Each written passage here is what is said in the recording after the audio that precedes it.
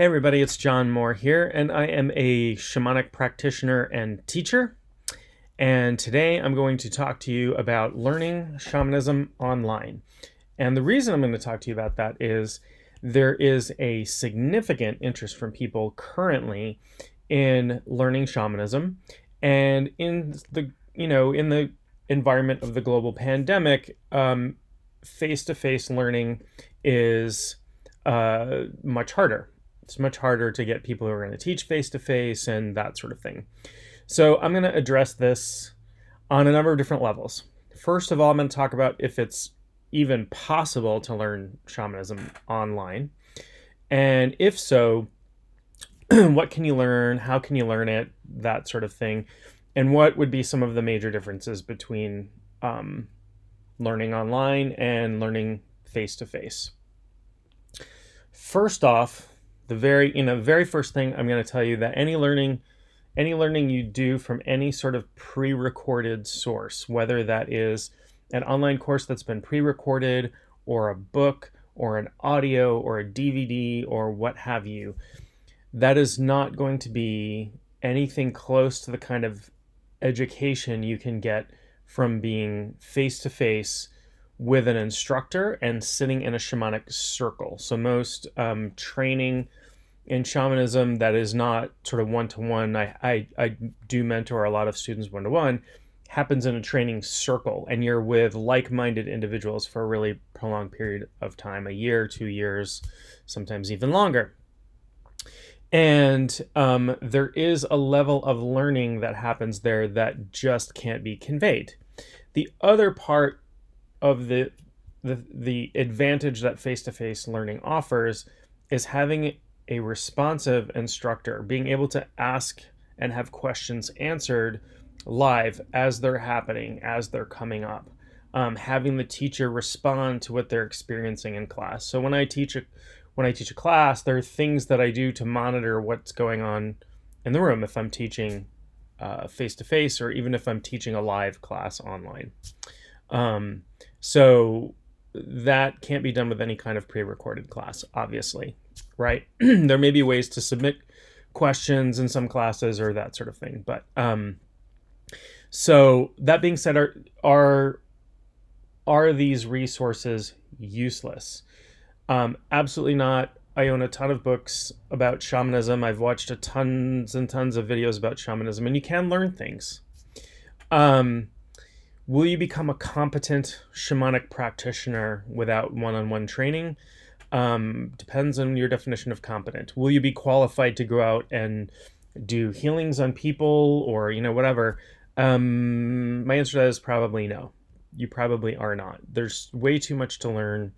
There's way too much progress that if you have a qualified teacher, they're going to have to watch your progress and make sure that you're getting what you need, and in a way that can't be done through sort of any kind of self-directed study.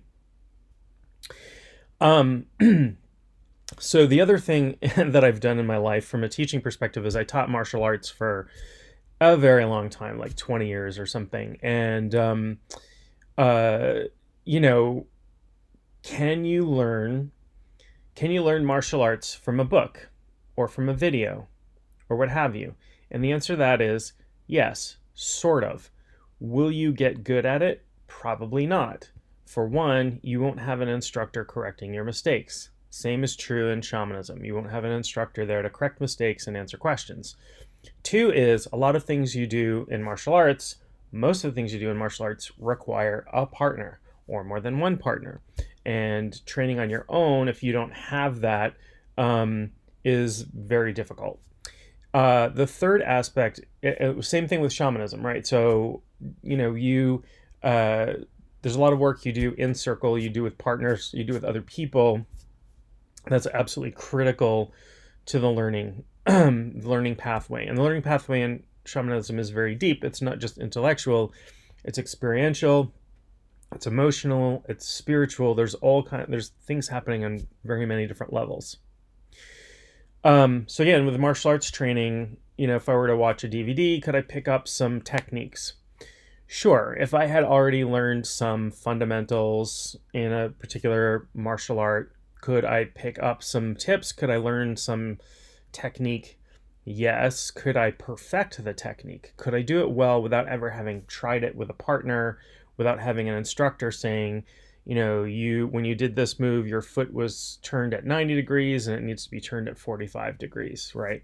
Those are the kinds of things that instructors help with. And the third and probably most important thing is safety. So in martial arts, you have an instructor who is, hopefully making sure that you are practicing in a safe way, that you're not doing techniques that are above your skill level that are potentially dangerous to you.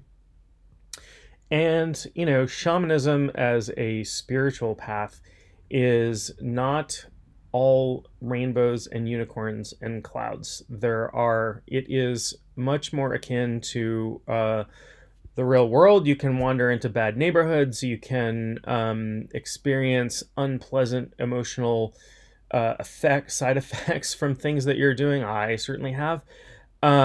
You can go through initiations, which are these huge life-shattering events. You can run into things you might not be prepared for. And without an instructor who knows what's going on, a very qualified instructor, there is danger there. It's sorry to say, but there is danger out there in the spiritual world as there is danger out there in the physical world. And the shamanic path, I've said this before, the shamanic path isn't for wimps. It is a pretty hardcore spiritual path, and it's not all rainbows, unicorns, and angels on clouds kind of training. It gets really down and dirty. It pulls your stuff up and makes you look at it. There is a lot to it. And I don't want to dissuade you from learning about shamanism or learning shamanism. I'm all for that. I think it's a wonderful tool. And sometimes the really unpleasant stuff leads to better things. There's without mud, there is no lotus. So there's that aspect of it. So there are different types of online learning that can take place. Now, I do teach online, but when I teach online, I tend to teach in person. Now, obviously I have these recorded things that are on YouTube, and I'll probably have some classes later that are pre-recorded, but they're very basic, for lack of a better term, and that isn't meant as a pejorative. Like when you call somebody basic, I realize it's a thing nowadays. My kids use that term. She's so basic, he's so basic. That's not what's meant by that. It just means that they are foundational, fundamental. You don't have to know anything before you learn these things, because there's certain types of training. For example, soul retrieval, which is a shamanic practice for dealing with trauma. You really shouldn't do that without a great deal of training beforehand. It's serious work, and to learn it, you have to work with other people, and you're working on their trauma. And so that's risky if you talk to any therapist about trauma-informed therapy. This isn't therapy in that respect, but again, you run the risk of potentially re-traumatizing somebody, or, who knows what. So I will teach things online that are very basic, or I will teach one-on-one mentorships, which is I've been doing a lot of since the beginning of the pandemic, where I have a student and I meet with them once a week or once every other week over Zoom, right? So we're not meeting face to face, and I have met with people all over the world, which I think is cool and interesting, because these are people who couldn't necessarily fly in the middle of a pandemic to train with me, or that would be financially prohibitive for them. And, in that type of one-on-one training, I'm really shaping what they're doing. I'm there with them when they, do practice journeying and as they're learning techniques, and I'm always available for them to ask questions. I have also taught an intro to shamanism class online over Zoom. So I taught it with a group of other instructors, and we had, it was very well organized, and we had breakout rooms for feedback. We had question time. We checked in with people regularly. We had ways for people to get in touch with us after the training to, to ask questions if things were lingering. So there were some safety mechanisms, and it was an intro class. So we're not teaching people advanced shamanic techniques. The main skill of shamanic journeying is actually not as hard as a lot of people make it out to be. And I'm not sure why that is. I mean, I think the way that it was taught for a really long time was hard for many people to grasp. But I will tell you that I have, with other practitioners, not, I haven't invented a way of teaching, but I have worked out with other practitioners some ways of teaching it that, people are way more successful than they're not successful. And nearly 100% of people who follow this step-by-step technique are successful. And so that requires much less supervision, where we would just sort of throw people to the wolves before and say, okay, do this. And if it didn't work, then we're going to go back and troubleshoot. By adding a step-by-step learning progression, we were able to eliminate some of that. And it has been really effective. So you can learn the basic skill of journeying online for yourself. You can learn to journey for yourself. You can, and there's some things you can learn by yourself, but then you'll get to a point, anything past intro, you really need to be working either one-on-one with a teacher or in a group in a long-term setting, like in an apprenticeship. And sometimes those are face-to-face. And I think people have been doing those online since the pandemic because in-person meetings have been too challenging.